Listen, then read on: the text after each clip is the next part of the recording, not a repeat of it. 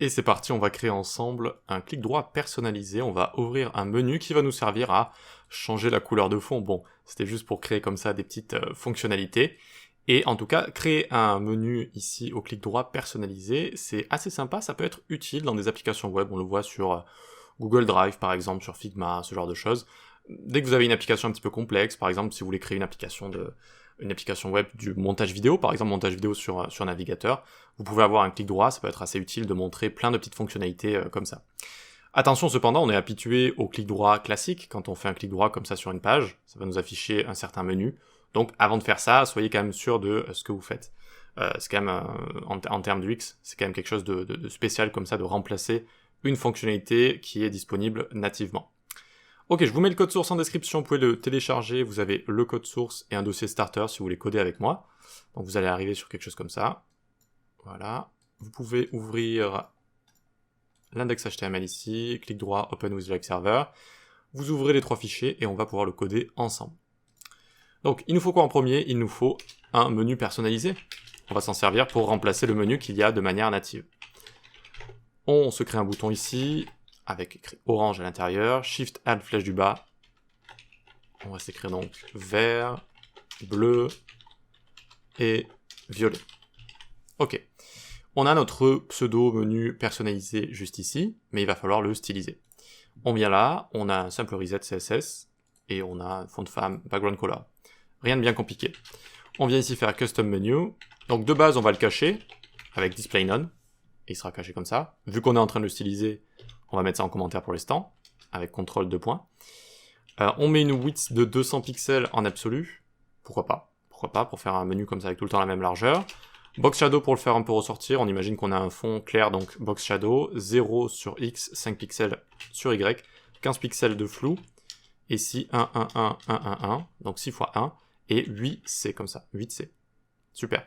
On a notre petit box shadow. On peut lui mettre une position fixed. C'est ce que fait Google Drive par exemple. On va voir, donc si on a beaucoup de contenu et qu'on scrolle, le menu suivra s'il est ouvert. Bon, pourquoi pas. Ok, ensuite, on doit styliser les boutons. Pour l'instant, ça ressemble pas à grand chose. Pour le style, je me suis inspiré de celui de Figma, avec un fond un peu sombre, et un effet au hover bleu. Donc, pour l'instant, les boutons, ils prennent width 100%. Ce sont des éléments inline block. On peut donner width 100% comme ça, de base. Le texte est aligné au milieu de base pour les boutons, donc on le met à gauche. Boum. BG Color, on met 1, 1, 1, comme ça, voilà. La couleur à l'intérieur du texte sera E7, E7, E7. Super. On peut mettre un font size de 14 pixels et un peu de padding pour faire respirer tout ça. 8 pixels en haut et en bas, 12 à gauche et à droite. Enfin, on enlève les bordures avec border none et un petit cursor pointer. Voilà, on a un joli petit menu mignon ici. On va rajouter l'effet au hover juste en dessous et ce sera terminé. Custom menu, button hover, quand je survole un bouton du menu perso, BG Color, hashtag 1D73CF, une petite couleur bleue comme ça, et voilà, on a un menu qui est, ma foi, assez joli. Super, donc ce menu, on va le cacher de base, ici, display none, et maintenant, tout va se passer en JS. Donc en JS, normalement, je vais déjà vous rajouter ce tableau qui va correspondre aux couleurs qu'on peut changer comme ça. Voilà, ça vous évite de les réécrire comme ça. On vient ici faire const custom menu est égal et on va venir sélectionner la référence à notre custom menu. Super. Et puis on doit prendre tous les boutons. Donc custom menu btns est égal. Alors ici on va créer un tableau et on va utiliser le spread operator pour venir étendre les valeurs de la node list qui va être retournée par document.querySelectorAll. Et dans querySelectorAll on prend custom menu button. Donc en gros ça donne ça. Donc pourquoi je fais ça? Parce que document query selector all retourne une node list, et dans le prototype des node list, eh bien il n'y a pas trop de méthodes, pas comme avec les tableaux. Et donc vu qu'on va utiliser des méthodes de tableau, on a besoin d'avoir un tableau. Donc je vais étendre les valeurs de la node list dans notre tableau ici, et on aura donc accès aux méthodes du prototype des tableaux. Super, donc ensuite, quel est l'événement justement qui est lié à ce clic droit qui ouvre un menu comme ça? Eh bien ça s'appelle context menu. Donc document.addEventListener, je rajoute un écouteur d'événements à partir de quel événement? Context menu, donc quand je fais un clic droit sur ma page, et ça va exécuter l'écouteur d'événements, donc le gestionnaire d'événements, on peut appeler ça comme ça aussi, c'est-à-dire la fonction toggle custom menu. on vient faire une fonction juste ici, et on vient prendre l'objet d'événement E. Donc on a rajouté l'event listener, qui est une fonction ici, toggle custom menu. Donc à chaque fois qu'on va faire un clic droit sur notre page, ça va l'exécuter. Les fonctions ici, les event listeners, sont tout le temps appelées par notre navigateur avec ici un objet d'événement. Donc vous pouvez ici l'appeler E, event ou event object, comme vous voulez. Ça va être plein de petites données intéressantes par rapport à cet événement. Donc regardez, je clique droit ici, et j'ai bien ici pointer events, et j'ai plein de données. Donc client X, client Y, c'est la partie visible, c'est le viewport. Page X, page Y, c'est toute la page, etc., etc. Et j'ai notamment le type d'événement qui va nous être assez utile, notamment pour fermer notre menu. Ok, donc première chose qu'on fait, on prévient le comportement par défaut. Prevent default, e.prevent default, c'est une méthode qui est fournie dans notre objet d'événement, et qui permet, vous voyez que je clique droit ici, ça trigger l'événement, mais ça ne va pas ouvrir notre boîte, notre menu du clic droit. Voilà, donc ça prévient ce comportement par défaut. Et donc maintenant, on va pouvoir faire apparaître notre propre menu. Custom menu.style.display est égal bloc. Donc il passe de none à bloc. Et attention, hop, ça fonctionne. Ça fonctionne, mais évidemment, ça n'apparaît pas encore exactement là où j'ai cliqué. Donc qu'est-ce qu'on va utiliser? On vient ici faire custom menu.style.transform. Et là, je vais vous faire apparaître ça en grand parce que il y a un code qui est pas trop complexe, mais en général, vu qu'il y a pas mal de parenthèses, etc., on peut se tromper facilement. Donc ouvrez les backticks, translate, ouvrez les parenthèses, j'intègre mon expression JS avec $, j'ouvre les accolades, e.clientx, px, $, j'ouvre les accolades, e.clienty, px. J'utilise client ici vu qu'on est en position fixed, et donc je vais vous montrer juste après pourquoi. Ok, donc on translate sur client X, client Y. Client X, client Y, c'est la position de notre clic par rapport au viewport actuel ici. Donc je clique et vous voyez que ça fonctionne. Super, on est content. Parce qu'on a position fixed. Alors, translate, ça fonctionne d'une manière spéciale avec un élément qui est en position fixed. Translate sera toujours par rapport au viewport, la partie visible comme ça.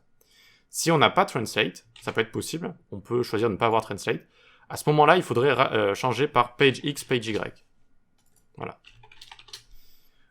Parce que ce sera par rapport au haut du body et pas par rapport au viewport. Donc ça change seulement si on a beaucoup de contenu en fait. Bon, si vous voulez, je vous le montre. Bon, l'Orem 2000, par exemple, je rajoute énormément de contenu. Donc là, vous voyez, on peut scroller. Et notez que là, je n'ai pas de position fixe. Donc maintenant, je fais right-click ici. Et quand je scroll, ben, je vais le perdre comme ça, mon menu. Donc c'est peut-être pas ce qu'on veut. C'est peut-être pas ce qu'on veut. Et en tout cas, ici, on a mis page X, page Y. Et si je fais client X, client Y, et maintenant, regardez, j'actualise, je clique droit, il s'est passé quelque chose, mais j'ai l'impression de ne pas voir mon menu.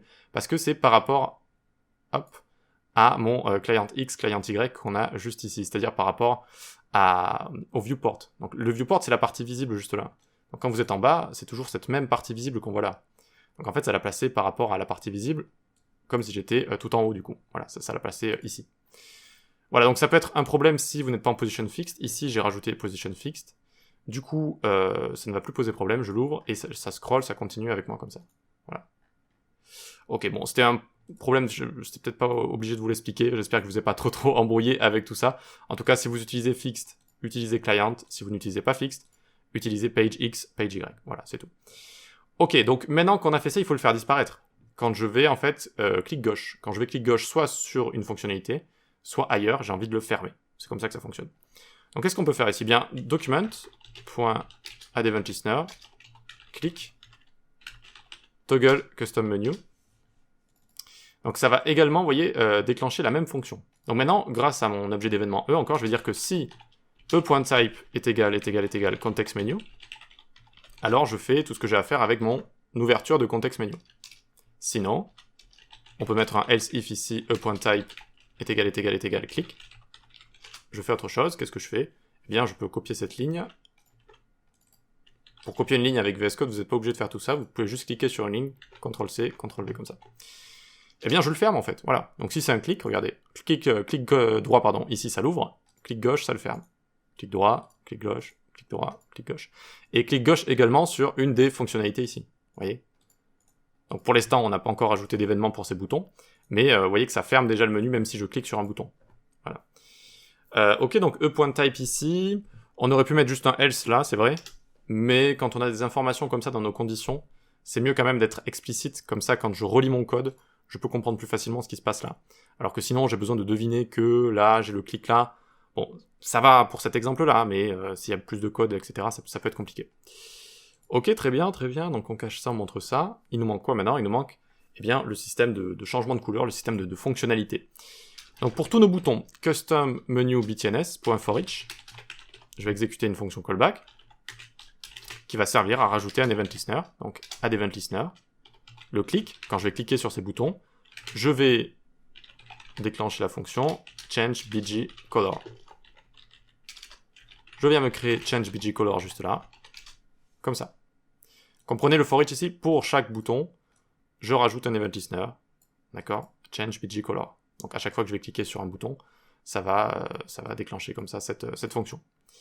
Ok, donc qu'est-ce que j'ai envie de faire ici? J'ai envie de changer la couleur par rapport au bouton sur lequel je viens de cliquer. Donc j'ai mis les couleurs dans l'ordre dans le tableau. Donc en fait, quand je clique sur un bouton, il suffit de retrouver son index par rapport aux autres boutons, donc son index dans le tableau ici. Et du coup, je n'aurai plus qu'à récupérer la valeur ici de cet index, vu qu'il y a autant de couleurs que de boutons. Donc pour trouver l'index, je fais const btnindex est égal custom menu btns.indexOf e.target, donc le bouton sur lequel je viens de cliquer. En fait, quel est l'index du bouton sur lequel je viens de cliquer dans mon tableau custom menu btns. Et à partir de là, je n'ai plus qu'à utiliser cet index pour aller prendre la couleur que je veux. Donc on vient ici faire document.body .style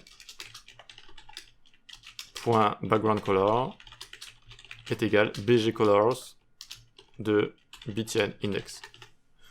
Voilà, donc clic droit, hop, et je change la couleur de fond. Violet, orange, etc. On peut se CTRL-Z ici, l'orem ipsum, c'était pour voir la différence entre position fixed et pas de position du tout. Et on voit que ça fonctionne. Ça fonctionne, on peut enlever également le console log E juste là. Et voilà, on arrive à avoir ce menu personnalisé. Donc le tout c'est jouer avec cet événement. Il faut en fait prévenir le comportement par défaut. Créer nous-mêmes un menu ensuite qu'on a envie de faire apparaître. On le fait apparaître comme ceci, avec la position, etc. Si vous êtes en post fixed, utilisez client X, client Y, parce qu'en position fixed, transform est relatif au viewport, alors que quand on n'est pas en position fixed, c'est relatif au haut du body, d'accord, au haut de votre page, et voilà, tout simplement. Ensuite, ça on le fait disparaître, et là on change la couleur, donc bon, les fonctionnalités c'était juste pour créer quelque chose d'un petit peu spécial, mais après vous pouvez vraiment mettre tout ce que vous voulez ici. Voilà pour ça, j'espère que ça vous a plu. Vous avez donc le code source qui est directement présent ici. Bon, normalement vous l'avez codé avec moi à ce niveau-là. Et rendez-vous sur le Discord pour participer à des concours, des exercices. Vous pouvez parler développement web, vous pouvez poser des questions ou répondre à des questions. Vous pouvez également me rejoindre sur la newsletter. Donc tout ça est en description. Parfois j'envoie des articles, parfois j'envoie des réductions sur mes cours, etc. Et vous pouvez suivre mes cours sur les plateformes d'e-learning. Allez, on se dit à la prochaine.